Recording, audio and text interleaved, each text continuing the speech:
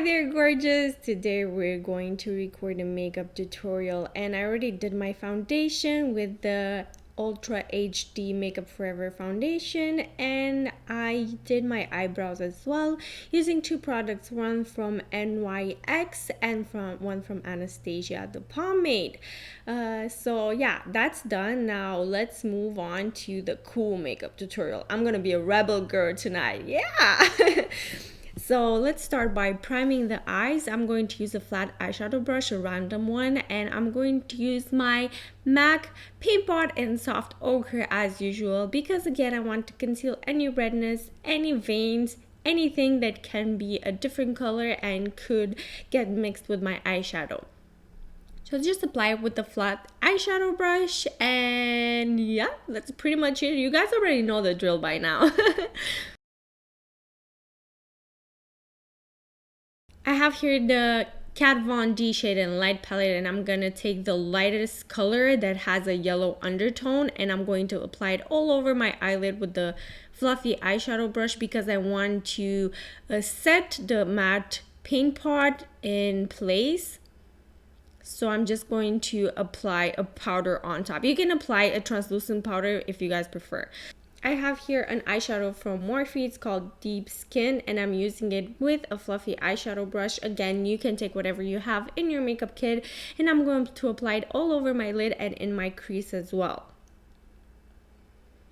You can even use a flat eyeshadow brush. It doesn't really matter. I just use this one because this is what I found. Apply more layers of this eyeshadow. I really want to make everything look smooth, and I want to blend it really well in my crease and on top of my eyelid. And I'm going back and forth, and I'm applying it as many times as I want because I want to have a pretty warm, nice base for the rest of my eyeshadow, and I do want to have something warm in my crease.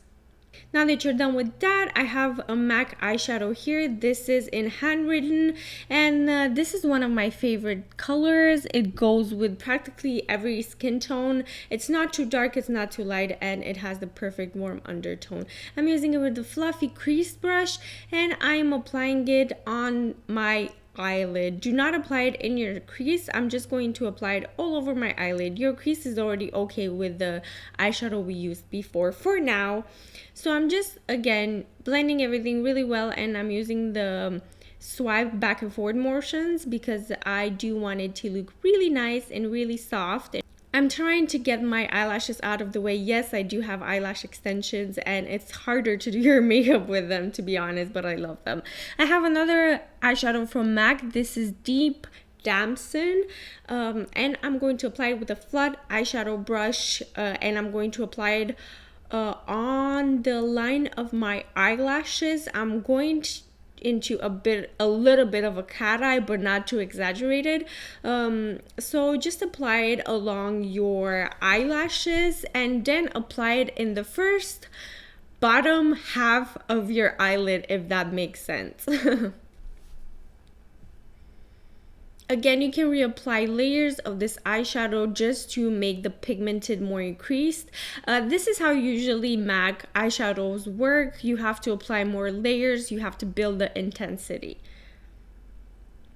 I think I pretty much got my intensity that I wanted, and I'm taking now my last eyeshadow. This is Quarry, still from MAC, and I'm taking it and I'm blending it into my crease because I want everything to be really blended. I don't want any harsh lines, and this eyeshadow is not too dark, so I can blend it all over my crease. I can go crazy. I have here a fluffy brush, fluffier than the other ones I've used. On my lower waterline, I'm applying a white matte eyeliner. This is from Rimmel. I'm pretty sure you can find it in any drugstore, and I'm applying it just to make my eyes a little bit bigger, and you'll see it's going to have a nice effect. Again, with my Kat Von D Shade and Light palette, I'm taking the matte black color from this palette, and I'm taking a blending eyeshadow brush, and I'm applying it exactly underneath the white eyeliner to make my eyes bigger. And I'm just going to blend everything really nicely. I'm applying a second layer, and yes, you can go in your inner corner as well. this is exactly what I'm doing here. I know it's weird because you guys are used to highlight the inner corner of your eye, but this time I'm going to make it dark and rebel and naughty and everything like that. Once that's done, it's time to conceal all that eyeshadow fallout, and I'm using the Fit Me concealer from Maybelline. I love it. For some reason, it's really thick and it covers everything. It's worth the hype. I know a lot of people are happy with this concealer, and apply it underneath your eyes, close to your nose. Don't go too far with it because we don't want to highlight that much. I just want to highlight wherever I had any fallouts. I'm blending everything with the Beauty Blender, and try to pinch the top of the Beauty Blender if you really want to go into that inner rim, the inner corner of the eye, and blend very nicely your concealer because it's going to look awesome. It's time for mascara. This step is optional. You don't necessarily have to apply any mascara if you don't want to. I am applying just a little bit because my eyelashes are a little bit shorter than, my eyelash extensions. From the Smashbox contouring kit, you have here the yellow highlighting powder, and I'm going to use that with a smaller brush. I think this one is from Sigma, I'm not sure. And I'm going to apply it just underneath my eyes where I applied my concealer because I want to set everything in place, and I am using a yellow powder because I want to highlight at the same time. I have here the Rhodial contouring powder. I think it's called the Instaglam contouring powder. It's in 02, if I'm not mistaken. You're going to have the description down below anyhow, and I'm using it with an e.l.f. brush. Yes, you heard me well, it's an e.l.f. brush. I think I paid $3 for it, if not less, so it's pretty cheap, pretty affordable, and it's one of my favorite brushes to contour with.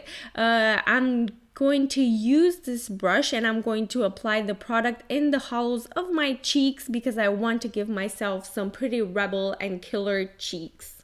I decided to go on and contour my nose as well because why not? I have a big nose anyway.